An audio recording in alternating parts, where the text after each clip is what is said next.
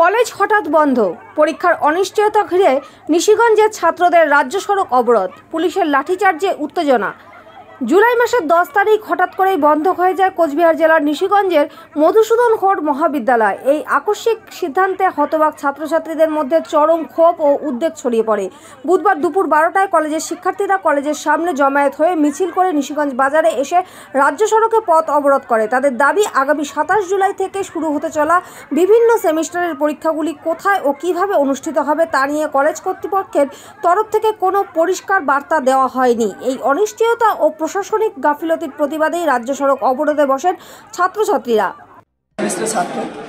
আজকে আমরা গত 10 তারিখ থেকে কলেজ বন্ধ, সেই পক্ষ থেকেই আমরা আজকে পথ অবরোধ করতে বাধ্য করছি। কারণ আমাদের ক্লাস, আমাদের পরীক্ষার সমস্ত বিষয় তথ্য সংগ্রহ আমরা কীভাবে করব, এই প্রতিবাদে আমরা নিশিগঞ্জ কলেজ মধুসূদনের অবিলম্বে খোলার জন্য এক পথ অবরোধ করব।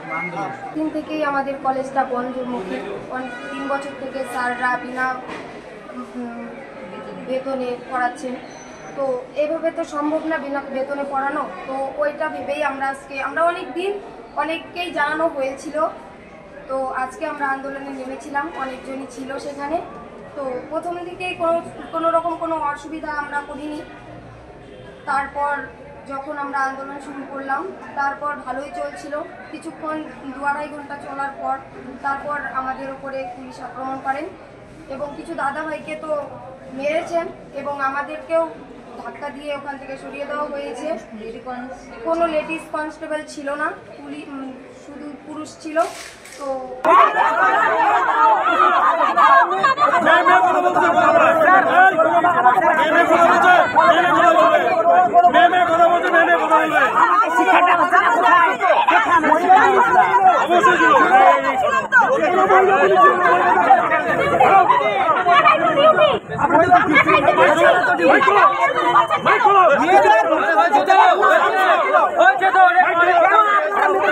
প্রায় 3 ঘন্টা ব্যাপী এই অবরোধের জেরে যান চলাচল সম্পূর্ণ স্তব্ধ হয়ে যায়। পরবর্তীতে পুলিশের হস্তক্ষেপে অবরোধ তুলে দেওয়া হলেও উত্তেজনা এতটাই বৃদ্ধি পায় যে পরিস্থিতি নিয়ন্ত্রণে আনতে পুলিশকে লাঠিচার্জ করতে হয়।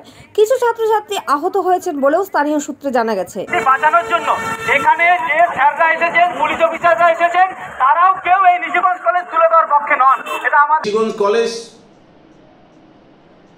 যতটুকু আমি জানি, শুনেছি যে 2-2.5 বছর ধরে তারা বেতন পাচ্ছেন না। তো বিনা বেতনে কতদিন কাজ করবেন ওনারা?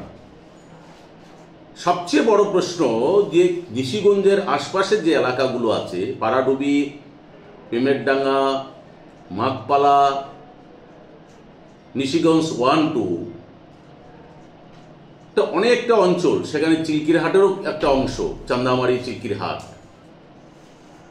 আজকে এই ছাত্ররা সেখানে যেত,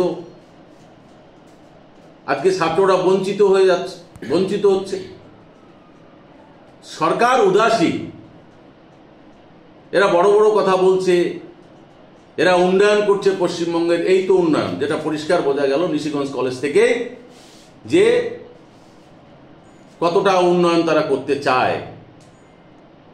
সরকারও অনুমোদন দিক, আর যদি অনুমোদন দিত, আজকে ওই এলাকার যারা আছেন বা যারা আজকে যাদেরকে রিক্রুট করা হয়েছে,